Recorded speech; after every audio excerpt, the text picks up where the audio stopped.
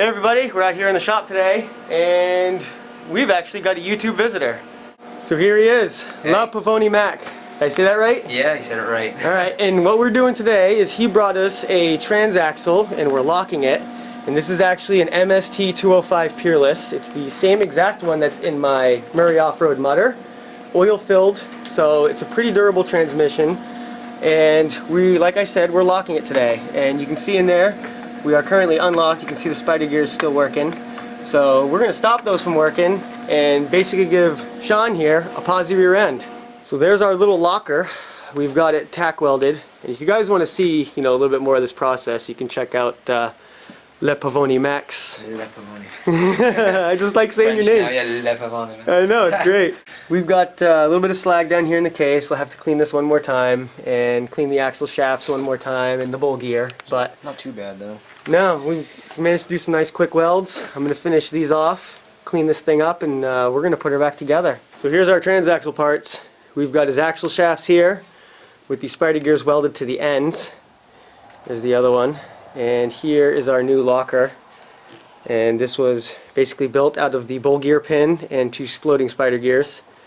We got them welded in there nice and hot. Sean's over there right now cleaning out his transaxle cover. Slag and grease. Yep, he's got the old paintbrush in there. So once we get this all cleaned out, we've pretty much got the parts taken care of. We can throw this thing back together and put some oil in it. So a quick tip for those of you thinking of locking your transaxle: when you put it back together, pay attention to these bushings. And I didn't mention this in my last transaxle lock video, but you can see, if I pull this gear out, there's a little tab on the edge of that bushing, right here on the right side. And that has to fall into a corresponding groove in your aluminum case. One goes on this side, and one goes on that side, on this particular transmission. Now it is possible to put these back together wrong, and then when you go to put your transaxle halves back together and spin your input shaft, it'll be a little stiff, but it'll still work. And it's probably because these are out of place. So sometimes you might have to take it back apart, check these, make sure everything's lined up good, and then you're good to go.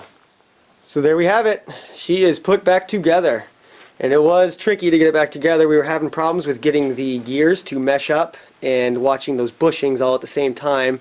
But we finally got the two case halves back together, and it's sitting perfectly flat. Everything's bolted and torqued down. I think right now it's actually in 5th gear. And you can see I can spin the axle shaft and I can spin the pulley relatively easily. So nothing's binding up. So this transaxle is pretty good to go. We're finishing the oil right now, putting some of that in. And Sean here is going to take this thing home and install it into his Murray Off-Road mower that he's building. So if you guys want to check that thing out, you should check out the link at the bottom of the page. But he's got some big plans for this thing, and I can't wait to see it going. And maybe you'll see this guy romping with me this summer. Totally. I'll be doing it this winter too. Probably doing snow stuff because I've got a set of wheels that have chains on them. So I'm planning on taking it out on maybe a lake or something, and that should be pretty fun too. So nice. Stay tuned for that. I'll be looking forward to that. But that's pretty much it. We locked another transaxle. Hoping it's going to be successful, but only time will tell. So until next time, guys, we'll see you later.